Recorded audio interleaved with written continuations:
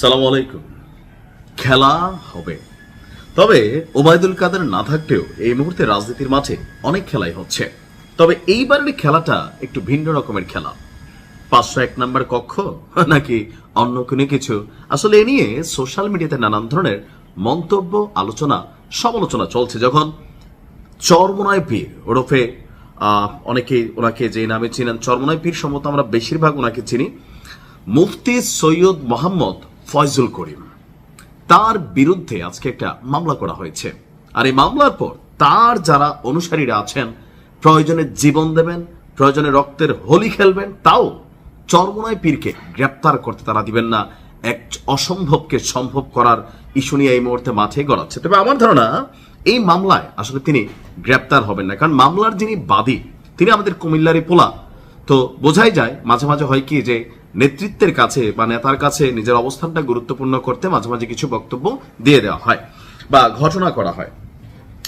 Islamic scholar যারা আছেন তাদের মধ্যে খুব বেশি যারা কথা বলে আন্তর্জাতিকভাবে হোক বা দেশীয়ভাবে হোক আলোচনায় আছেন, এর মধ্যে মাওলানা মামুনুল হকের পরে আমার ধারণা তিনি হচ্ছেন চরমোনাই পীর সৈয়দ মুফতি ফয়জুল করিম সাহেব।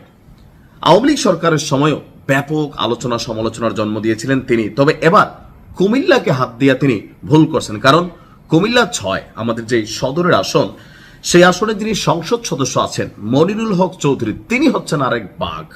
সংশোধনের বক্তব্য যারা শুনছেন অলরেডি জানেন জিনিস একখান। কিন্তু তো সেই মনিরুল হক চৌধুরীকে নিয়ে সামাজিক যোগাযোগ মাধ্যমে উস্কানিমূলক, মানহানিকর এবং বিদ্বেষমূলক বক্তব্য প্রচারের অভিযোগে ইসলামী আন্দোলন বাংলাদেশের জ্যেষ্ঠ নায়েবে আমির অর্থাৎ চরমোনাই পীর সৈয়দ মোহাম্মদ ফয়জুল করিমের বিরুদ্ধে আজকে কুমিল্লা সদর দক্ষিণ মডেল থানায় একটা মামলা করা হয়েছে। তো মামলার বাদীকে মনিরুল হক সাহেব না, মামলার বাদী হচ্ছেন জালাল আহমেদ খোকন তালুকদার। তিনি আপনার এই মামলাটি করেছেন। নিজেকে তিনি কুমিল্লা মহানগরীর 26 নং ওয়ার্ড যুবদলের সিনিয়র যুগ্ম আহ্বায়ক হিসাবে দাবি করলেও মহানগর যুবদলের পক্ষ থেকে আবার বলা হচ্ছে বাদী খোকন যুবদলের কোন স্তরেরই সদস্য নন। অর্থাৎ যিনি মামলাটা করছিলেন হয়তো মনিরুল হক চৌধুরী সাহেবের সামনে একটু লাইট হইতে চাইছেন, কিন্তু যুবদলের পক্ষ থেকে বলা হয়েছে, কারণ এই মামলাটা ধোপে টিকবেন। আমি আগেই বলছি যে এটা নিয়ে এই মুহূর্তে সরকার কোনো বেকায়দায় পড়তে চাইবেন না, একটা ফ্যাক্ট তো তৈরি হবে। মামলার এজাহারটি বলছে গত 19 জন বিভিন্ন ফেসবুক আইডি এবং ইউটিউব চ্যানেলে কুমিল্লা 6 আসনের যিনি সংসদ সদস্য আছেন তাকে নিয়ে কটূক্তি, বিদ্রূপ এবং মানহানিকর বক্তব্য প্রচার করা হয়েছে। একটি ইউটিউব ভিডিওতে সংসদ সদস্যের দাড়ি, টুপি এবং পোশাক নিয়ে বিদ্রুপাত্মক মন্তব্য করা হয়েছে। এছাড়া একটি ফেসবুক আইডি থেকে তার ছবি ব্যবহার করে তাকে গুপ্ত আওয়ামী লীগ নেতা এবং ইসলাম বিদ্বেষী আখ্যা দিয়ে পোস্ট করা হয়। অর্থাৎ মনিরুল হক চৌধুরীকে নিয়ে এই কাজগুলা করা হয়েছে। তো এজাহারের কি বলা হয়েছে যে মামলাটি ঘিরে আপনার প্রশ্ন তো আমাদের কাছে তৈরি হয়েছে, যেটা নিয়ে ঠিক একইভাবে প্রশ্ন তৈরি করেছে কুমিল্লার যারা স্থানীয় বিএনপি এবং যুবদলের নেতারা আছেন। কুমিল্লা 26 নম্বর ওয়ার্ড বিএনপির সাধারণ সম্পাদক যিনি আছেন আবু সাইদ, তিনি বলছেন যে জালাল আহমেদ তিনি আসলে যুবদলের দায়িত্বশীল কোনো নেতা না, পূর্বে যুবলীগের রাজনীতির সাথে সম্পৃক্ত ছিলেন। যিনি ফয়জুল করিমকে আওয়ামী লীগের দালাল হিসেবে পরিচিত করতে গেছেন, তিনি নিজেই তার দলের নেতাকর্মীদের দ্বারা বলা হচ্ছে যে তিনি পূর্বে যুবলীগের নেতা ছিলেন।